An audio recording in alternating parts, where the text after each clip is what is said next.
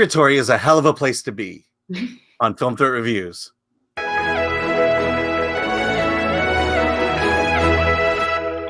I'm Alan Ning. I was Zorianna Kit, and today we are reviewing Wander Darkly. After a traumatic accident leaves a couple in a surreal state of being that takes them on a disoriented journey through the duality of their shared moments. I don't know what I just read there. It's written and directed by Miele, stars Sienna Miller and Diego Luna. This is a very interesting film. It's about a couple who die in a car crash after having a child. Do they die? Oh, I'm sorry. It's the story of a couple who get into a serious car accident, and they're caught in a state between life and death. How about that? Yeah, they just had a baby, and now they have to deal with it. Maybe one's dead. Maybe I don't know. Are they dead? Are they alive? Maybe nobody is. And that's essentially the plot of this movie. Yeah. Where are they? Where are they, and who's dead and who's not? They're in limbo. So let me ask you, what did you think of Wander Darkly? You know, I went into it very enthusiastically, but I thought that the timelines were very confusing. If you like to be a passive viewer, this is not that movie. This is a movie where you're actually really having to work out, like, what's happening here right now? Who's dead? Who's alive? Wait, are we in a flashback right now, or we're jumping timelines? So basically, the premise is one of the two characters wakes up from this car accident, and she sees herself on a gurney and dead, and she's convinced that she's dead. Few glimpses of the future and stuff like that. But then she meets up with her husband, and he tells her, you're not dead. Like, you're not dead. Don't worry about it. You are fine. And so they go on this to help her sort of understand or remember or get her back from out of this fear that she has. He takes her on this sort of journey to rekindle or reimagine their relationship. And so this is where timelines start to jump. And within those timelines, the characters often break not the fourth wall, but the wall between each other, where they are in the past, but they're in the past talking about the situation as if it were the present. So like if they're at a park and the girl that she's convinced he's having an affair with comes up and gives him a hug and they talk, after she leaves, she turns to him and says, well, I remember it this. It's very interesting. It's very unusual. I'm just not sure if all of it works because it is confusing. Maybe that's why I liked it. We talked about it with a different movie, but yeah, this goes in very odd directions, and it definitely keeps you off your guard. Movies of this nature, especially when not much is revealed up front, becomes this exercise of how much are we going to reveal, and at what point are we going to kind of let you in on what's actually happening.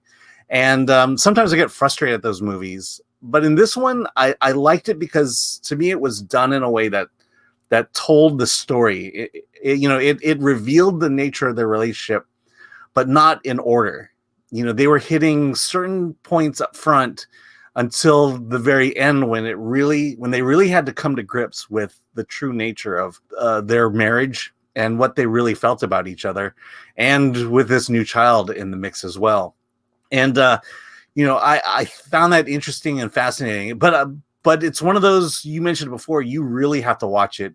You have to engage with it, and you have to wrestle with it. You just can't sit back and let it happen because it's gonna get confusing. And you have to work at this movie. Also, there are these elements that are thrown in that kind of threw me in for a loop.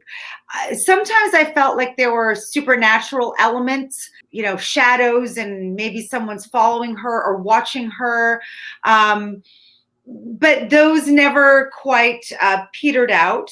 There was the ending. I just felt it all of a sudden. It was like, oh, okay, we're like in the Sixth Sense all over again. I don't know. I kind of felt duped in a way, because I feel like the reveals that we were given, when you show her, Sienna Miller's character, post-accident, watching herself in a gurney, getting wheeled out and getting put into a morgue, you are told she is dead. And so then you take that with you and start piecing together all the elements based on the information you're given. But when you're being given selective information, or not all the information, or maybe a bait and switch information, then when the ending that happens, you kind of feel slightly hoped. Yeah, you know, in movies of this nature, I think I think good storytelling means you have rules. There are certain rules as to what happens and what doesn't happen, and you can't violate those rules, or it causes greater confusion, or it causes a great deal of cognitive dissonance in our own minds. But to me, I like the fact that it broke rules. It didn't do it in a haphazard way, but it did it again in a way to tell the story of these two people. And I think once I started disengaging from this idea that I needed to establish rules in my head, that's when I kind of said, okay, let's go on this ride. You know, as I'm hearing you talk and hearing me think about it a little more, yeah, I don't know that this movie is for everybody. I don't think you could just sit down and watch, say, hey, what's on the shelf and throw something in. You know, this is something that you're going to have to just sit back and work through and work the puzzle along with it. I kind of mentioned that before. The themes of this film are love, loss, marriage, possible infidelity, the pressures of a relationship, and maybe having a second chance, or maybe finding the spark that was lost to reignite it, or maybe making hard decisions and facing hard truths about the relationship and then altering it going forward. And to me, those are very, that's a very human experience. Anyone has or will have experienced that type of stuff in their life. And therefore, to me, that's a really emotional thing. It could be you someday in that situation. And I felt like I wasn't emotionally invested in these people. Granted, Sienna Miller and Diego Luna gave terrific performances. Oh, yeah. I mean, I have no criticism of that. The range of Sienna Miller in this movie is incredible. She covers the entire gamut of emotions in one movie. Yeah, but I wasn't. My heart wasn't drawn into this film like I wanted it to be. I wanted my heart to go somewhere and feel somewhere. And I think because of the timelines, I was focused too much on the Rubik's Cube that I was trying to figure out to even be able to begin to get emotionally involved in the film. One thing I found interesting was, a movie like this tends to be one of those, hey, we're going to go back into your past. We're going to explore this relationship. We're going to see it from different perspectives so that we can change things, change ourselves, change the nature of the relationship. But this is a movie really about life and death. And there's a tragic nature in the sense that you can't change it. You can only reflect back on the past and admit to what went wrong or what happened. There's no fixing it. You just have to accept it and then move on. And that's essentially what this movie does. And I found that interesting. And maybe that's also another reason why I liked it so much, because it didn't fall into those formulas. And visually speaking, it's pretty amazing. It just flows into a dreamlike alternate reality type reality transitions, which again is a little discombobulating, a little jarring. But again, I love that fact that it keeps you off your toes, keeps you on your toes. It certainly is different, and it is beautifully shot. It's beautifully acted.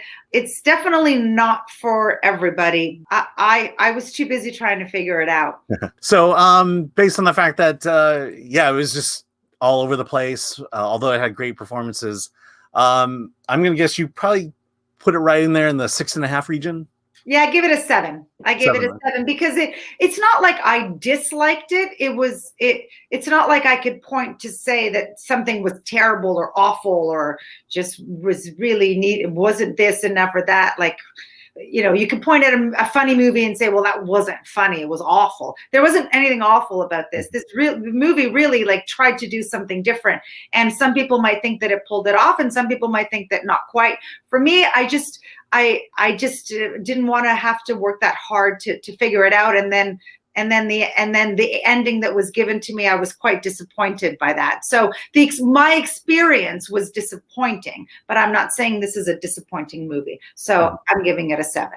So for you are the other 50% of the population that actually probably this movie is for. So you of course you loved the performances, and you loved the whole idea that it was going in these different directions and timelines. And I think you probably gave it an 8. Yeah, I gave it an 8, and exactly for those reasons. It's a movie that's not like most others. You know, you are gonna have to work at it, but I think if you put in the effort, you're gonna come out liking it. And I put in the effort, Alan. I put in the effort. Yeah, well, I guess more or less threw yourself into the effort and just bathed in the effort. All right, so with that, be sure to like, subscribe, and comment below as to what you thought of Wander Darkly. And with that, let's get out of here.